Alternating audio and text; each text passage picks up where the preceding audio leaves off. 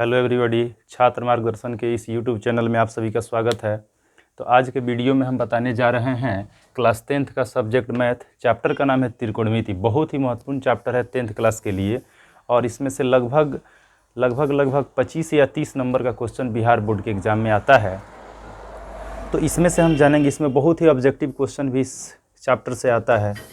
दीर्घोत्तरीय भी प्रूफ करने के लिए आता है, हाइट एंड डिस्टेंस, जिससे एक क्वेश्चन फिक्स ही है कि त्रिकोणमिति में हाइट एंड डिस्टेंस से क्वेश्चन 5 नंबर में आता ही आता है। तो इसमें हम त्रिकोणमिति में जानेंगे कि हाइट एंड डिस्टेंस यानी ऊंचाई एवं दूरी से संबंधित और फिर समकोण त्रिभुज से रिलेटेड क्वेश्चन का अध्ययन इसमें किया जाता है। इस बात पर हम पूरा इस चैप्टर में हम लोग इस बात पर अध्ययन करेंगे। तो सबसे पहले जाने त्रिकोणमिति हिंदी में कहते हैं और अंग्रेजी में कहते हैं ट्राइगोनोमेट्री। तो यहाँ त्रिकोणमिति को तोड़े तो त्रि प्लस कोण प्लस मिति, यानी तीन कोणों की जो माप है, मिति मतलब माप, तीन कोणों की माप से संबंधित जिस अध्याय में अध्ययन किया जाएगा उसी का नाम क्या है? त्रिकोणमिति है। ठीक है। अंग्रेजी में बोलते हैं ट्राइगोनोमेट्री। तो ये तीन ग्रीक वर्ड से मिलकर बना हुआ है, एक ट्रियो प्लस गोण प्लस मेट्रॉन। ठीक है। तो ट्री यानी थ्री मतलब क्या होता है? तीन होता है। यहाँ पर गोण है, गोण में आता है साइड और एंगल्स यानी भुजाएं एवं कोण, और मेट्रॉन का मतलब होता है मेजरमेंट, और मेजरमेंट का मतलब होता है मापना। यानी तीन भुजाएं और कोण से माप से संबंधित जिस अध्याय में हम अध्ययन करते हैं उसी का नाम क्या है? त्रिकोणमिति है, यानी ट्राइगोनोमेट्री है। क्लियर? इसका परिभाषा भी हम लिख दिए हैं कि त्रिकोणमिति गणित की वह शाखा है जिसमें हम किसी समकोण त्रिभुज की भुजाएं एवं कोणों से संबंधित माप का अध्ययन करते हैं। इसमें बेसिकली यह जितना भी त्रिकोणमिति हम लोग पढ़ेंगे एक समकोण त्रिभुज के इर्द गिर्द पढ़ेंगे। एक समकोण त्रिभुज पर आधारित ही क्वेश्चन है यहाँ पर बनाएंगे, जिसमें जैसे मान लीजिए एक समकोण त्रिभुज है, तो एक समकोण त्रिभुज में एक कोण 90 डिग्री होता है, तो शेष ये दोनों कोण जो होते हैं वह क्या होते हैं? 90 से छोटे होते हैं, यानी न्यून कोण होते हैं। ये भी न्यून कोण होता है और ये भी क्या होता है? न्यून कोण होता है। एक समकोण त्रिभुज में एक कोण 90 डिग्री होता है और शेष दोनों कोण न्यून कोण होते हैं, यानी 90 से छोटे होते हैं। न्यून कोण का मतलब क्या हुआ? लेस देन 90, 90 से छोटे, और 0 से तो बड़े होंगे ही। तो इससे संबंधित हम यहाँ पर अध्ययन करेंगे। तो इसमें हम जानेंगे सबसे पहले समकोण त्रिभुज क्या होता है। ठीक है, इसको मिटा देते हैं।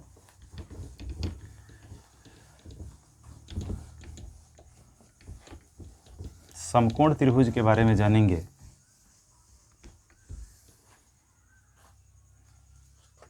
आइए यहाँ पर एक समकोण त्रिभुज बनाते हैं और समकोण त्रिभुज से रिलेटेड इसको हम अंग्रेजी में कहा जाता है right angle triangle. Right angle triangle. ठीक है, समकोण त्रिभुज। तो यहाँ पर एक समकोण त्रिभुज हम बनाते हैं। इसमें आप देख सकते हैं यहाँ कोण भी 90 डिग्री है और ये दोनों न्यून कोण है। ठीक है। तो समकोण त्रिभुज से संबंधित एक प्रमेय है जिसका नाम है पाइथागोरस प्रमेय। समकोण त्रिभुज से संबंधित एक प्रमेय है जिसका नाम है पाइथागोरस प्रमेय, जो अध्याय 6 में हम लोगों को पढ़ना है, उसे सिद्ध भी करना है। वह ज्यामिति का एक भाग है, लेकिन यहाँ पर हम लोग केवल थ्योरम से मतलब है। 8 क्लास में भी ये चीज़ पढ़ा गया था। कर्ण स्क्वायर बराबर होता है लंब स्क्वायर प्लस आधार स्क्वायर। ये पाइथागोरस प्रमेय होता है कर्ण स्क्वायर बराबर लंब स्क्वायर प्लस आधार स्क्वायर। ठीक है, कर्ण स्क्वायर बराबर लंब स्क्वायर प्लस आधार स्क्वायर। ठीक है। अब यहाँ जानेंगे हम कर्ण क्या है, लंब क्या है और आधार क्या है। अगर ये समकोण त्रिभुज है तो इसमें कर्ण कौन होगा, लंब कौन होगा और आधार कौन होगा। तो देखिए, जहाँ समकोण त्रिभुज बना है 90 डिग्री, उसके ठीक सामने वाला भुजा कर्ण कहलाता है। यानी समकोण के सामने की भुजा, समकोण के सामने की भुजा को क्या कहते हैं? कर्ण कहते हैं। ये चीज़ बहुत ही इंपॉर्टेंट है, याद रखिएगा। तो 90 डिग्री आपके बी बिंदु पर बना हुआ है, बी शीर्ष पर बना हुआ है। तो इसके ठीक सामने जो भुजा है इसी को हम क्या बोलेंगे? कर्ण बोलेंगे। तो यहाँ लिख देते हैं कर्ण। कर्ण कभी बदलता नहीं है। न्यून कोण के चेंज होने के समय लंब और आधार बदल सकता है, लेकिन कर्ण का मान कभी नहीं बदल सकता है। अब आइए देखते हैं लंब क्या है। तो अगर हम इस कोण से चलेंगे, इस कोण से, तो यह मेरा क्या है? न्यून कोण है। कभी भी हम लंब और आधार की गणना, लंब और आधार को हम बता सकते हैं न्यून कोण से। ठीक है, न्यून कोण से ही कोई भुजा लंब कहलाती है और कोई भुजा आधार कहलाती है। और समकोण के सामने वाली भुजा क्या कहलाई? कर्ण कहलाई। अब आइए, जब लंब और आधार की परिभाषा देंगे तो हम न्यून कोण को लेंगे, समकोण को तो लेंगे नहीं।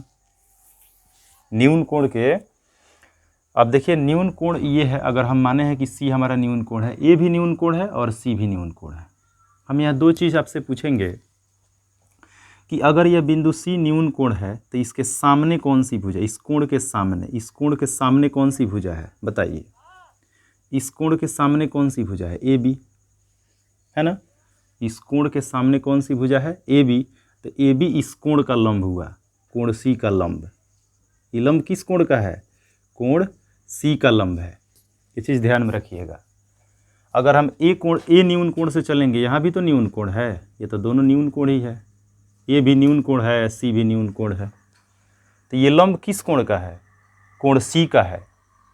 ये हम ए बी जो है, यहाँ लंब हम ए बी को मान रहे हैं, तो ये किस कोण का लंब है? सी का। सी न्यून कोण का लंब है। इस ए का लंब नहीं हो सकता है, क्योंकि लंब हमेशा किसी न्यून कोण की सम्मुख भुजा, सम्मुख मतलब सामने की भुजा, यहाँ भी लिख सकते थे सम्मुख, किसी न्यून कोण की सम्मुख भुजा लंब कहलाती है। किसी न्यून कोण की सम्मुख भुजा क्या कहलाती है? लंब कहलाती है। चाहे आप किसी भी कोण से चलें, यहाँ पर सी से चलेंगे तो सी से चलेंगे तो ए बी लंब होगा, ए से चलेंगे तो कौन लंब होगा? बी सी लंब होगा। यहाँ लंब बदल जा रहा है।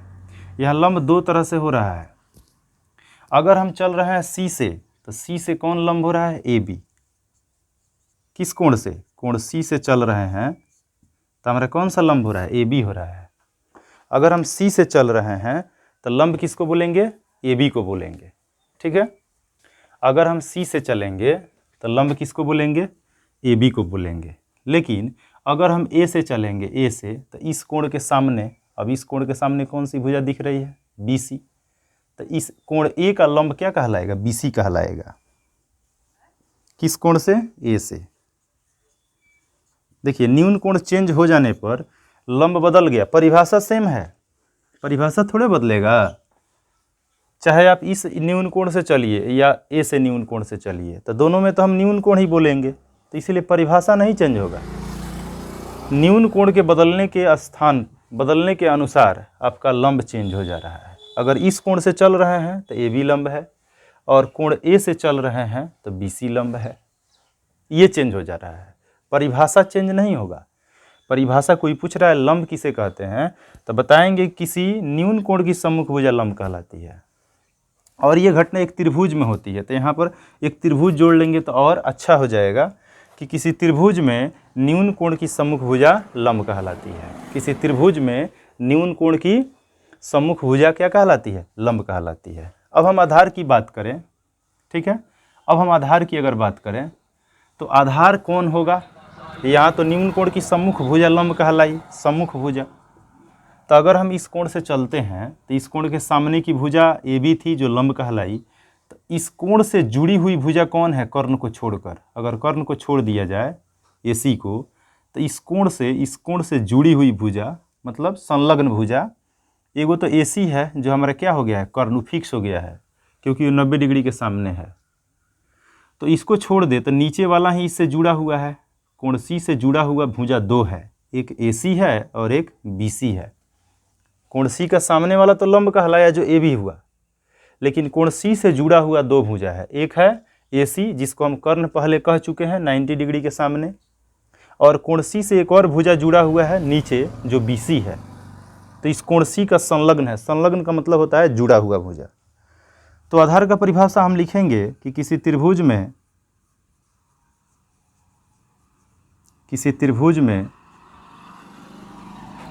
न्यून कोण की संलग्न भुजा का मतलब होता है इस कोण से संबद्ध माने जुड़ा हुआ। तो इस कोण से संबद्ध भुजा एसी भी है जिसको हम कर्ण कहेंगे, तो उसको संलग्न नहीं न लेंगे, संलग्न नीचे वाला हमेशा आधारीय भाग को लेंगे जो आधार होगा, बेस पर होगा। तो किसी त्रिभुज में न्यून कोण की संलग्न भुजा क्या कहलाती है? आधार कहलाती है। ये चीज याद रखिएगा। अब यहाँ भी आधार भी चेंज हो सकता है, जैसे लंब चेंज हुआ है कोण के बदलने के अनुसार, उसी तरह से आधार भी आपका चेंज हो सकता है। अगर आधार में चलेंगे तो इस कोण का आधार कौन हुआ? BC, क्योंकि इस कोण से संलग्न है BC भुजा। अगर हम A से चलते हैं तो सामने वाला कौन था? BC जो लंब कहलाया था। यहाँ है BC जो कोण A से क्या है? लंब है BC भुजा। लंब दो गो हुआ है, एगो कोण C से चले हैं तो AB हुआ है, कोण C से चले हैं तो AB कहलाया है लंब, और कोण A से चले हैं तो BC कहलाया है लंब। कोण के आधार पर लंब चेंज हो गया है। ठीक उसी प्रकार अगर इस कोण से चलते हैं तो इससे जुड़ा हुआ यानी संलग्न भुजा BC है, तो कोण C का आधार क्या कौन कहलाएगा? BC कहलाएगा। क्या कहलाएगा? BC। और इससे अगर चलेंगे कोण A से, तो कोण A से जुड़ा हुआ भुजा कौन दिख रहा है? AB, क्योंकि ये तो कर्ण है और सामने वाला क्या है? लंब है। इस न्यून कोण के सामने वाला लंब है, और ये तो कर्ण है जो हमेशा नहीं बदलेगा, सबसे बड़ी भुजा है। तो यही ना है आधारीय भाग में, संलग्न भाग में यही है। तो कोण A से चलेंगे तो AB क्या हो जाएगा? आधार हो जाएगा। कोण A से चलेंगे तो कौन आधार हो जाएगा? AB आधार हो जाएगा। तो यहाँ पर देख रहे हैं कि दोनों स्थिति बदल रहा है। कोण A से चलने पर ये आधार कहला रहा है AB क्योंकि संलग्न भुजा है, और कोण C से चलने पर ये आधार कहला रहा है क्योंकि इसका संलग्न भुजा ये है। तो यहाँ स्थिति क्या हो रहा है? बदल जा रहा है। अगर आप C से चल रहे हैं तो आधार BC कहला रहा है, और A से चल रहे हैं तो आधार AB कहला रहा है। यानी दोनों ही स्थितियाँ बदल गई। किसके आधार पर? न्यून कोण के बदलने के चलते। तो ये चीज़ आप याद रखेंगे, कॉन्सेप्ट याद रखेंगे, पैटर्न आप घुमा सकते हैं। कोई आपसे पूछता है कि आधार क्या है, तो किसी त्रिभुज में न्यून कोण की संलग्न भुजा आधार कहलाती है, और लंब क्या है? तो किसी त्रिभुज में न्यून कोण की सम्मुख भुजा मतलब सामने की भुजा। एक बार और देख लिया जाए, कोण C से चलेंगे तो ये लंब ये आधार, और कर्ण तो कभी बदलेगा नहीं। A से चलेंगे तो BC लंब AB आधार, कर्ण तो कभी बदलेगा नहीं। तो यहाँ आप देख सकते हैं स्थिति बदलने के आधार पर ये दोनों चेंज हो सकता है, लंब और आधार चेंज हो सकता है, लेकिन कर्ण में कोई बदलाव नहीं होगा। तो अब इसका यूज करना है, जहाँ पर एक पाइथागोरस प्रमेय यहाँ पर बना हुआ है जो हम लोग को अध्याय 6 में त्रिभुज चैप्टर में पढ़ना है। यहाँ पर केवल इस सूत्र का इस्तेमाल करना है, जो प्रमेय है इसका इस्तेमाल करना है कि कर्ण स्क्वायर बराबर क्या होता है? लंब स्क्वायर प्लस आधार स्क्वायर। चलिए इसका स्क्रीनशॉट लीजिए, फिर आगे बढ़ते हैं।